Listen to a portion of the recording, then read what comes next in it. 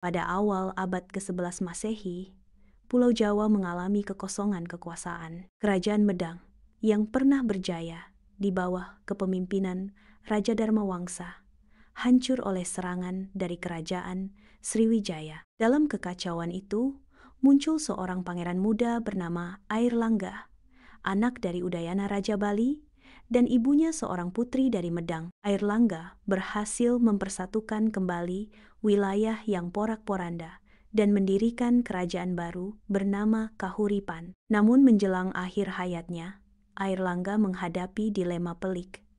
Ia memiliki dua putra yang sama-sama menginginkan tahta. Untuk menghindari perang saudara, Airlangga mengambil keputusan besar, membagi kerajaan menjadi dua, Panjalu di barat dan Janggala di timur. Ia sendiri mengundurkan diri ke pertapaan. Panjalu, yang kemudian lebih dikenal sebagai Kadiri, menjadi warisan yang terus dikenang dalam sejarah Nusantara. Wilayahnya strategis, kaya akan sumber daya, dan dilintasi sungai berantas jalur utama perdagangan dan komunikasi di Jawa bagian timur. Sungai inilah yang kelak menjadi saksi bisu kejayaan dan keruntuhan Kadiri. Pada awalnya, Panjalu dan Janggala hidup berdampingan.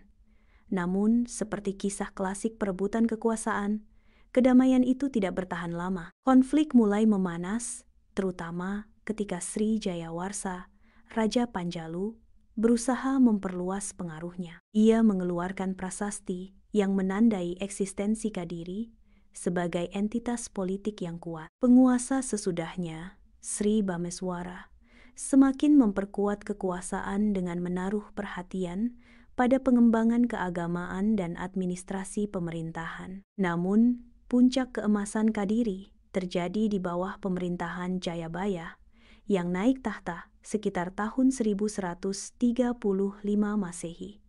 Namanya hingga kini masih harum dalam tradisi Jawa. Di bawah Jayabaya, Panjalu berhasil menaklukkan Janggala dan menyatukan kembali wilayah kekuasaan Airlangga. Panjalu tidak lagi sekadar kerajaan pecahan, melainkan kerajaan utama di Jawa bagian timur. Jayabaya dikenal sebagai raja besar, bijaksana, dan pelindung para pujangga. Ia menjadi patron kebudayaan, dan masa pemerintahannya ditandai dengan lahirnya karya-karya sastra agung. Salah satunya adalah Kakawin Baratayuda, mahakarya yang ditulis oleh Empu Sedah dan diselesaikan oleh Empu Panuluh. Kakawin ini bukan hanya adaptasi dari Mahabharata, tetapi juga cermin dari keadaan politik saat itu, menggambarkan pertempuran Pandawa-Kurawa sebagai alegori konflik antara Janggala dan Panjalu. Jayabaya juga dikenal sebagai peramal.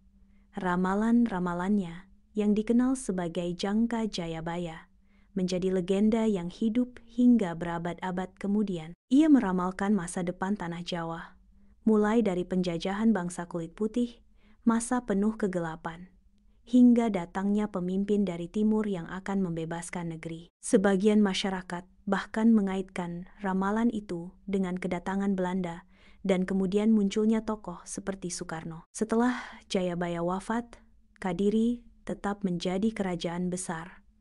Beberapa raja lain meneruskan jejaknya, seperti Sri Sarweswara dan Sri Aryeswara. Prasasti-prasasti dari masa ini menunjukkan kelanjutan administrasi yang rapi dan penghargaan terhadap agama serta budaya. Salah satu penguasa yang menonjol adalah Sri Gandra yang memperkenalkan gelar Sri Maharaja bagi Raja Kadiri dan menggunakan simbol hewan dalam gelar para pejabatnya, sebuah inovasi yang menunjukkan struktur birokrasi yang semakin kompleks.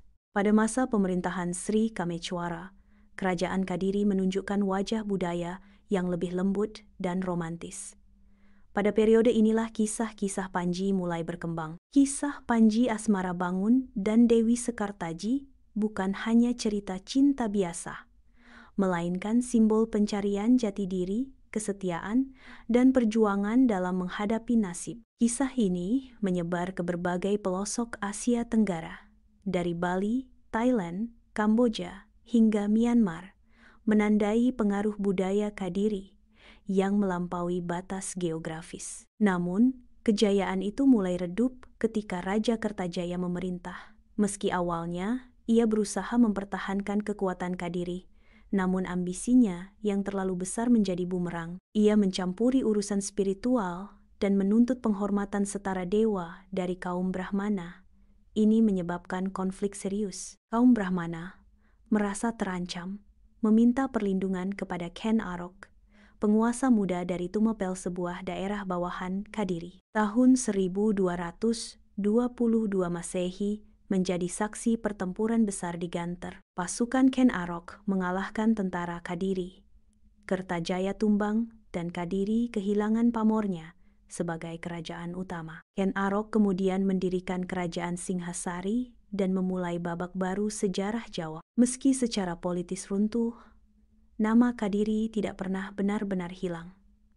Raja-raja Singhasari dan Majapahit tetap mengaitkan legitimasi mereka dengan warisan Airlangga dan Kadiri. Bahkan dalam masa Islam, kerajaan-kerajaan seperti Demak dan Mataram masih menyebut nama Kadiri sebagai bagian dari narasi historis mereka. Jejak Kadiri masih bisa dirasakan hingga kini. Kota Kediri berdiri sebagai salah satu kota tua di Jawa Timur, kaya akan situs sejarah dan budaya. Prasasti-prasasti peninggalan Kadiri, kisah-kisah Panji, serta ramalan Jayabaya masih hidup dalam kesadaran kolektif masyarakat Jawa. Nilai-nilai yang diwariskan, mulai dari toleransi, kebijaksanaan, hingga cinta akan ilmu pengetahuan, menjadi bagian dari jati diri bangsa. Kadiri bukan sekadar sebuah kerajaan yang pernah berjaya. Ia adalah simbol peradaban yang tumbuh dari puing-puing konflik, membangun tatanan baru,